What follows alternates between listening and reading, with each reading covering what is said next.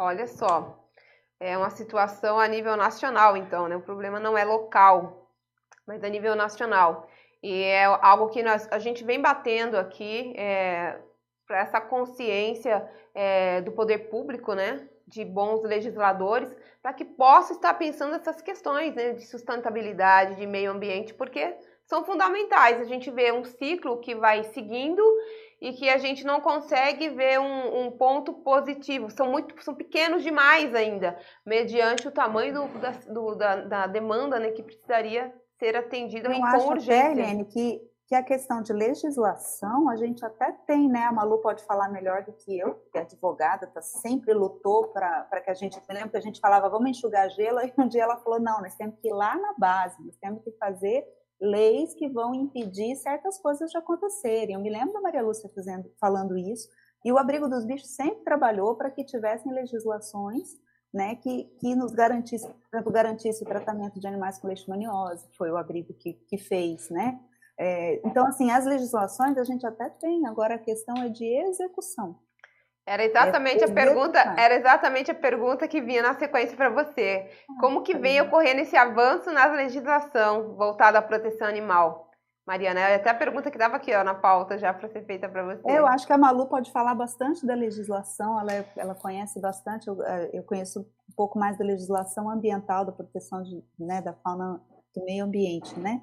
E essa questão eu acho que, né, Malu, você podia falar bastante das leis que o abrigo ajudou a criar, né? Tem bastante coisa aí.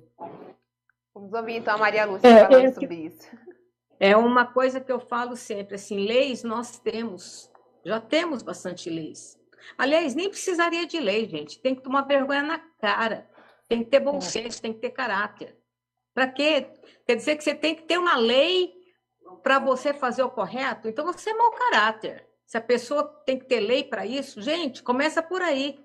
Outra coisa, desculpa eu ser tão, assim, curto e reto, mas é bem por aí. Eu acho que se a pessoa tem, assim, tem empatia, tem compaixão, não precisa ter uma lei para falar, olha, você não pode fazer tal coisa com teu animal ou com outras espécies, quaisquer animais.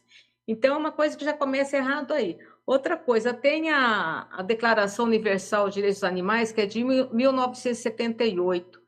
Gente, é uma declaração, mas aquilo é uma verdadeira lei. Se você pegar e ler, você fala, tem que fazer isso, fazer isso, fazer isso, fazer isso. Gente, se fizer, é o que eu falo sempre, é a guarda responsável.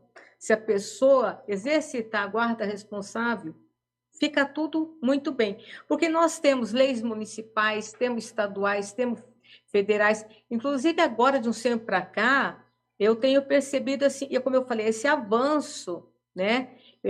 Nós sempre incentivamos que mais ONGs, mais entidades de proteção animal sejam registradas. Eu falo registrada porque tem que ter CNPJ, tem que trabalhar dentro da regularidade, né? Tem que estar dentro da legalidade, porque uma pessoa, um cidadão falando é uma coisa, mas uma instituição falando é uma voz mais pesada, uma voz mais forte, né? Agora imagina 10, 20, 50 instituições junto para reclamar alguma coisa com que seja o prefeito municipal, ou o governador, ou o próprio presidente, quer dizer, então, são vozes, né, que vão lutar pelos animais. Então, leis nós temos. O que nós não temos é a aplicação da lei e a fiscalização da lei. Então, adiantou ter lei? Então, é complicado esse negócio de lei, sabe? Acho E agora, eu acho que, inclusive, é uma questão até, como você estava falando, né? Até na própria ciência de bem-estar animal, a gente sempre discutia isso. Você precisa provar cientificamente que o animal sente, né? Para que você possa colocá-lo dentro das legislações. Você precisa, quer dizer, se você parasse para pensar um pouquinho que é melhor para o boi ficar na sombra do que ficar no sol, você não teria aqueles confinamentos com animais todos no sol, sem ter uma árvore, sem ter uma sombra. Quer dizer, isso é tão óbvio. Por que eles teriam a fisiologia, né, os órgãos, a anatomia, a fisiologia tão parecida com a nossa e não sentiriam dor, não sentiriam frio, não sentiriam medo, né? E aí você precisa cientificamente provar que um animal sente medo. Se você olhar no olho dele, você vê que ele está sentindo medo. né? E aí a gente precisa disso para colocar os animais como seres cientes, que a gente fala, né? Esses tempos atrás até saiu um vídeo de uma lagosta entrando dentro de uma frigideira, né? Com óleo quente. É uma imagem que para mim é chocante, para outras pessoas não é. Então, como que a gente vai... como que a gente entende uma pessoa que acha que aquele animal, por ele não ser um mamífero, por ele não ser um ser, né, tão próximo a nós, mamífero, ave, seja, né, ele não sente? Ele não está sentindo aquela dor? Da mesma forma que você falou que não precisaria de leis para que as pessoas entendessem que o animal está sofrendo, da mesma forma a gente não precisaria, teoricamente, de uma ciência para provar que o animal sente.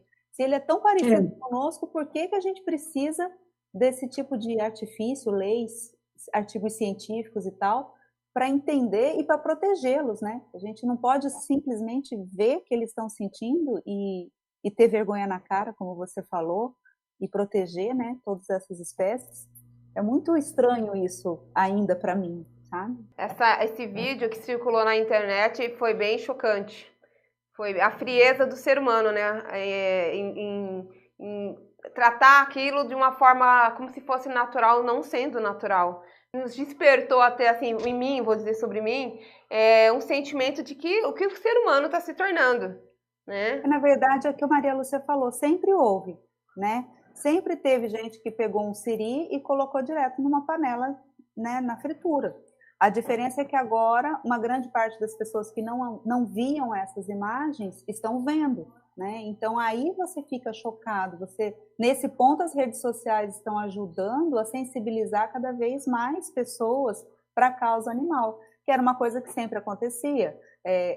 Criar gado da forma como se criava era uma coisa natural, né? A forma como se criava galinhas, as galinhas poedeiras, a forma como elas são criadas, as que botam ovo, é absurda, na maioria dos criatórios, né? Então, isso vai sensibilizando as pessoas para que sejam cobradas as medidas que são necessárias de serem feitas, né? Você vai consumir um ovo de uma galinha que você sabe que está 6 galinhas numa gaiola, que elas não conseguem abrir a asa, não conseguem passam um período da vida delas naquela situação de prisão, sendo alimentadas, o ovo às vezes sai, né? Isso eu vi na faculdade, quando a gente foi fazer visita técnica. O ovo sai com sangue, porque elas se bicam, elas não conseguem ficar, elas estão numa superlotação, e aí quando muda a temperatura, muda para o frio ou muda para o calor, morre 100 por galpão, né? A gente vai continuar consumindo esse ovo? A gente vai continuar aceitando que isso acontece? Então, se a gente não enxerga, quer dizer, então, que a gente não precisa sentir, não precisa se preocupar. E eu acho que muito do que foi passado pela mídia de uns tempos para cá, pelas redes sociais, vai sensibilizando as pessoas para que as leis sejam feitas.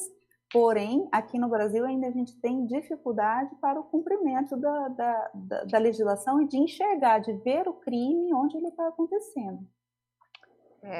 Olha, uma fala bem reflexiva que a Mariana está falando, para que nós, como sociedade, possamos nos atentar mais, né? Às vezes a gente está naquele ciclo do automático e deixa passar despercebido algumas questões que estão na cara da gente e a gente não consegue perceber.